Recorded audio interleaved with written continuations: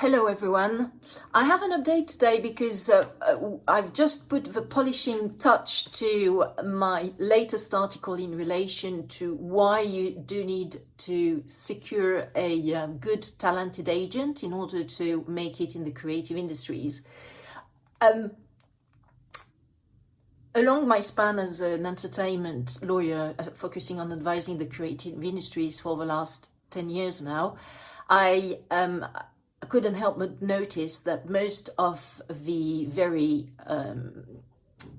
the top talent always has an agent, always has representation, except from very rare exceptions.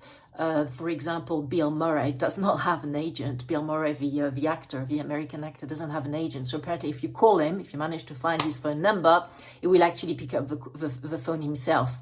But aside from Bill Murray, every star, every artist, every actor, every film director, every film writer has an agent.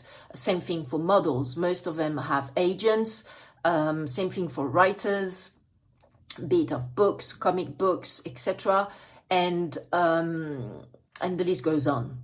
So in the creative industries, because there are quite low barriers to entry, everyone can brand himself an actor or a film director or an artist or a model. Therefore, the gatekeepers are the agents, because they will only invest and they will only represent the best talent, those who are the most skilled in their field. So why do you think you need an agent, aside from, the credibility that it will give you to have an agent? Well, because as a talent, as a creative, you have honed your skills in order to be the best at your craft, the best in your acting skills, the best as a sculptor, the best as a painter, the best as an artist, the best as a model. I don't know what's the best as a model, but you see what I mean. Looking after your body, looking after your health. So these are all, so to speak, left brain abilities, right? Skills, the creativity, the originality, etc., etc. But to make this skill set that you have as a creative a proper career, which brings you financial remuneration and enough money to pay the bills, you also need to have another skill set aside that one, aside the creativity, which taps more into the right side of a brain, i.e., the ability to negotiate the contracts, the ability to network and to find the right end customers. For example, an artist needs to be put in contact with the best art collectors. An actor, he also needs to be put in touch with the best film directors, the best film producers. Same thing for a music composer. If he or she wants to work for the film industry, then she needs to be put in touch with the best film directors and best film best film producers. So another task of an agent is to ensure to do all the press relations, the PR, the digital marketing, the marketing for a talent. As well as I said, negotiating the contracts with for any project that the talent would do, as well as making sure that the monies are being paid in time by the end customers, and also in case there is a reputation management issue, being able to resolve it for the talent. So this skill set is therefore the skill set of a very good agent. And that is complementary with the skill set of a talent, which is mostly the skill set on the creative side. So the idea when you enter into your creative field in the creative industries is that you create the right team for you. Therefore, by this I mean finding the right agent. And there are various avenues to do this. One avenue is, for example, if you've graduated from one of the top creative schools, such as Central St. Martin's for fashion, the Royal Academy of Arts for artists and designers. Goldsmith as well, for example, had as some of his alumni Sarah Lucas and Damien Hirst. and also Tracy Emin, I think. So some other prestigious schools where the agents go, you know, to have a look at the final graduation projects or the final graduation presentations, etc., are the National Film School and National Film and TV School in the UK, and also RADA, the Royal Academy of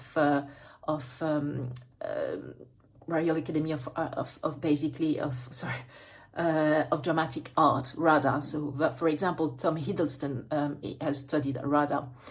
And, and that's where they get picked up by agents, you know, these young talents. Another avenue, of course, if you are very lucky, is to have friends and family members who introduce you to an agent. And as I'm sure you know, there's a lot of nepotism going on in particular in the film industry. And that is definitely, you know, if you have an advantage like this, your mum or dad can actually present you to his or her agent. That is wonderful. Not everybody is born with a spoon of gold, a golden spoon in their mouth. So a third avenue is to actually cold call the agents, the top agents in your business, present them with your portfolio of the best, you know, work you've done so far, and CV of the best work, or showreel of the best work you've done so far, and go for it. Although you need to expect quite a lot of rejection in that case because you're cold calling. So that could be quite tough for your ego. So, how do you work with an agent? Well, you actually are going to enter into a representation agreement with the agent, and as a rule of thumb, it's very important to have such representation agreement reviewed, amended and negotiated by an entertainment lawyer like ourselves at Crefovi if you want to avoid any disasters. We very often, you know, see some creative individuals who've signed, without the advice of any lawyer, any solicitor, a representation agreement with an agent, and it turns out that it's actually quite dreadful and very unfair for them in terms of the terms, or sometimes they're not paid the monies. There are lots of modeling agencies in the last few years which have been, you know, pointed the figure out because they were doing a dreadful job in terms of a conditions set out in their modeling agreements, and also in terms of deducting an enormous amount of expenses from the lawyer's gross income, from the model's gross income. Therefore, the models ended up in debt while they were working all the time. So there's something terribly wrong there. So the agency business is quite unregulated, aside from France, which has some kind of regulation in the French labor code. The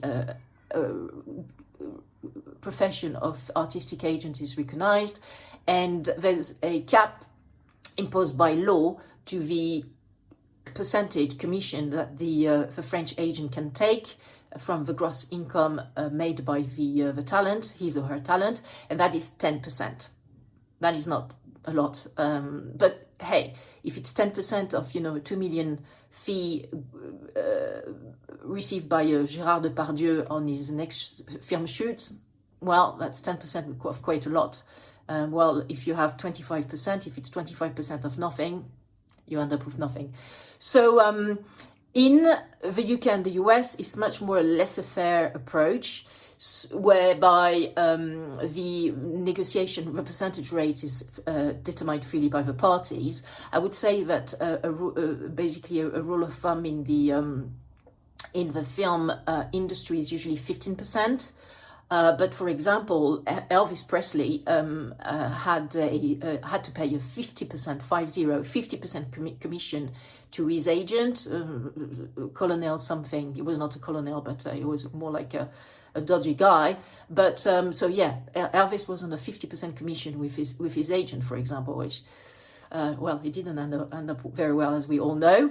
But so I'd say that usually in the music industry, for sure, but also I think also in the film industry, it's 15% in the UK and the US.